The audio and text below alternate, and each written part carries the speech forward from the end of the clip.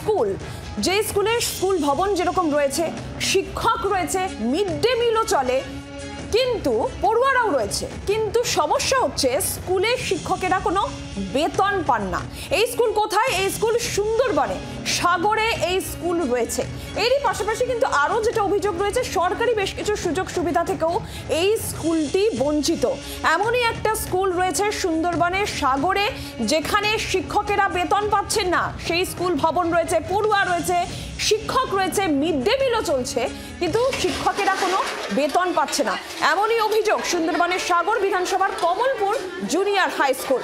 1971 সাল কমলপুর গ্রামে Kamalpur junior high school গড়ে উঠেছিল। প্রথমে এই স্কুল সরকারি অনুমোদন পায়নি। 1992 সালে সরকারি সুযোগ সুবিধার আওতায় আনতে হাইকোর্টে মামলা করা হয়। এবার 2004 সালে সরকারি অনুমোদন পায় এই স্কুলটি।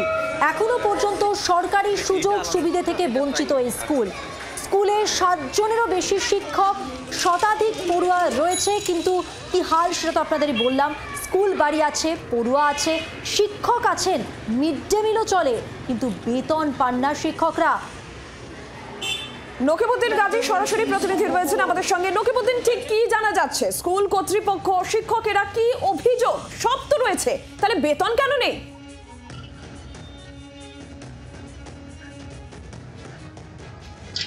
দেখো, তোমায় বলে রাখি যে সুন্দরবন এলাকার প্রত্যন্ত একটা দ্বীপ গঙ্গাসাগর। এই গঙ্গাসাগরের দ্বীপে 1972 সালে এই যে স্কুলটা স্থাপন করেছিল স্থানীয় যুবকরা শিক্ষার হার বাড়ানোর জন্য বা শিক্ষার জন্য। সেই স্কুলটা সেইভাবে প্রথম থেকে চলে আসছিল। প্রথম থেকে এই স্কুলের কোনো সরকারি অনুমোদন পায়নি বা শিক্ষক এখানে কোনো অনুমোদন পায়নি। এলাকার মানুষরা, এইটা শিক্ষকরা নিজেরাই, তাদের ছাত্র যুবকরা তারা এসে। সুন্দরবনের সাগর বিধানসভার কমলপুর জুনিয়র হাই স্কুলের ঘটনা, যেখানে স্কুল বাড়িটি আছে, পড়ুয়ারা আছে, পঠন পাঠন চলছে, শিক্ষকও আছেন, মিড ডে মিলও আছে। আবার সরাসরি কথা বলবো নকিবউদ্দিন গাজীর সঙ্গে। নকিবউদ্দিন, যেমনটা বলছিলে তুমি,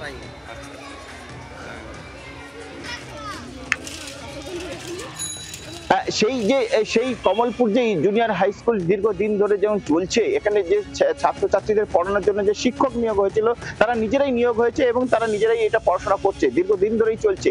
মাঝে তারা এটা স্কুলের যে অনুমোদন, সেই স্কুলের অনুমোদনের জন্য তার দ্বারস্থ হয়েছিল প্রশাসনের কাছে এবং সেই মতন কিন্তু একসময় তারা অনুমোদন পায় স্কুলটার, কিন্তু সেখানে মিড ডে মিল চলে এবং সেই মিড ডে মিল চলার পরেও এখন যে শিক্ষকরা তারা শিক্ষকতা করছে, অনেকেই রিটায়ার হয়ে গেছে, তারা পয়সা টাকা পায়নি, কিন্তু এখনো যে শিক্ষকদের জন্য যে বেতন, সেই বেতন কাঠামো এখনো পর্যন্ত স্কুলের মধ্যে মানে অন্তর্ভুক্ত করা যায়নি, মানে অন্তর্ভুক্ত হয়নি।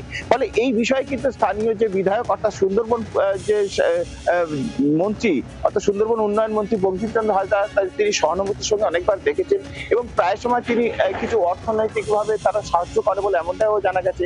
ফলে এই স্কুলটা যদি এইভাবে চলে, শিক্ষকরা তারা যদি বেতন না পায়, তাহলে কিন্তু অনেকটাই থমকে যেতে পারে। তবে তাদের যে সদিচ্ছা, সেই সদিচ্ছার জন্য কিন্তু এখনো টিকে পড়ে আছে এই সুন্দরবনের একদম প্রত্যন্ত একটা দ্বীপ গঙ্গাসাগরে। সেই গঙ্গাসাগরের দ্বীপে অনেক মাস্টার তারা অর্থ না পেয়েও তারা কিন্তু রিটায়ার হয়ে গেছে, বয়সের বাড়ি তারা আর আসে না।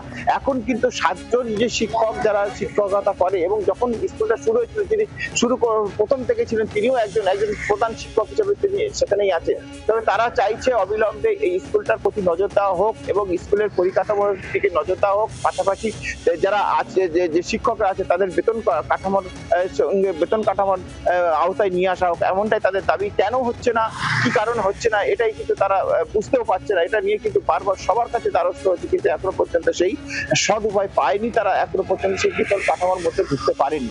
নিরঞ্জনা, এই কারণে কিন্তু তারা অনেকটা হতাশাগ্রস্ত, কারণ বয়সও হয়েছে, বয়সের সাথে সাথে তাদের যে শিক্ষকতার যে জায়গাটা অনেকটাই সময় দিতে হচ্ছে। ফলে তারা যদি এই শেষ বয়সে যদি কিছু অর্থ পায়, তাহলে তাদেরকে অনেকটা পড়াশোনার দিক থেকে নকিবউদ্দিন, তুমি আমাদের সঙ্গে থাকো। 2004 সালে সরকারি অনুমোদন পেয়ে যায় স্কুল, কিন্তু এখনো পর্যন্ত সরকারি সুযোগ সুবিধা থেকে বঞ্চিত এবং যারা শিক্ষকেরা রয়েছেন, 7 জনের বেশি শিক্ষক, তারা বেতন পাচ্ছে না। কিছু শিক্ষকের সদিচ্ছায় এখনো স্কুল চলছে। যারা শিক্ষকেরা এখন রয়েছেন এই স্কুলে, তাদের কি বক্তব্য শুনবো?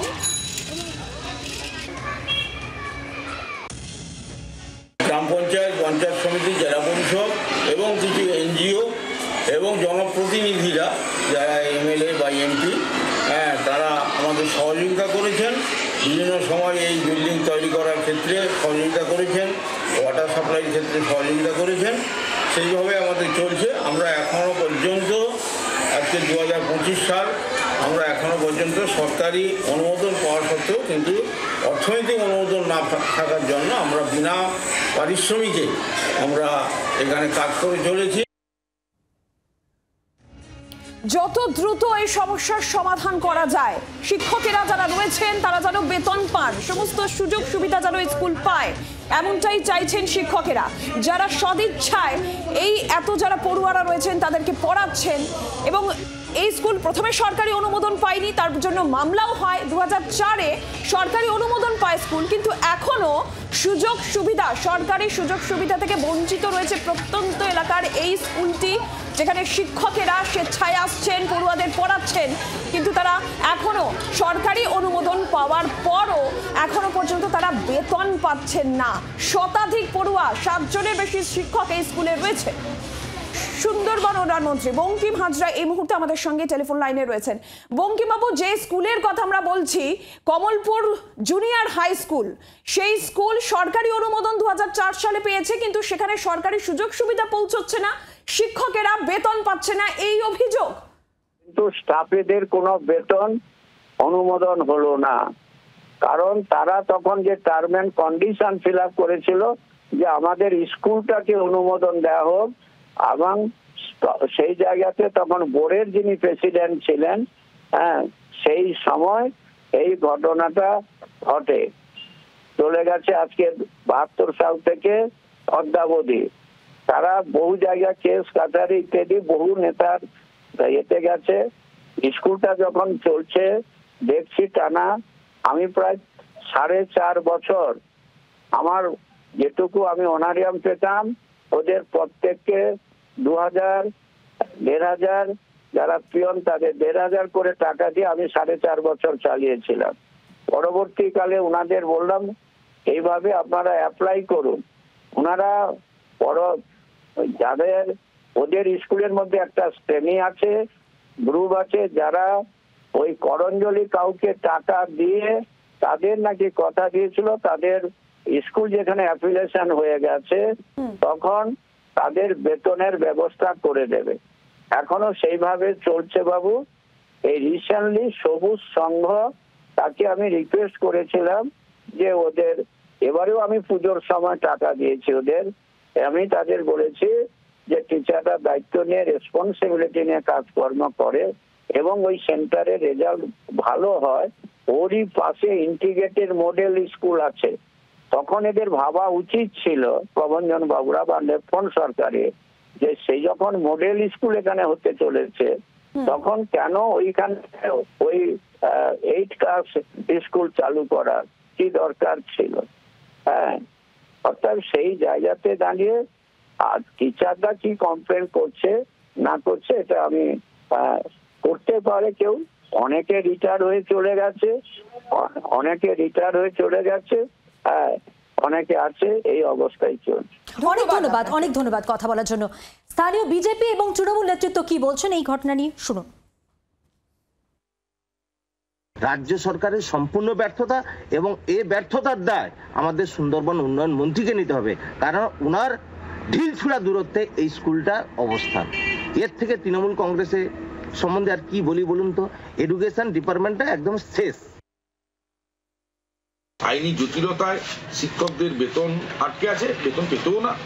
এখন স্কুলটা অনুমোদন পেয়েছে, আমরা বিভিন্নভাবে তদারকি করেছি, ব্যাপারটা শিক্ষামন্ত্রীকেও জানানো হয়েছে। আগামী দিনে যদি কিছু সুরাহা হয় এদিকে প্রত্যাশায় আমরাও আছি।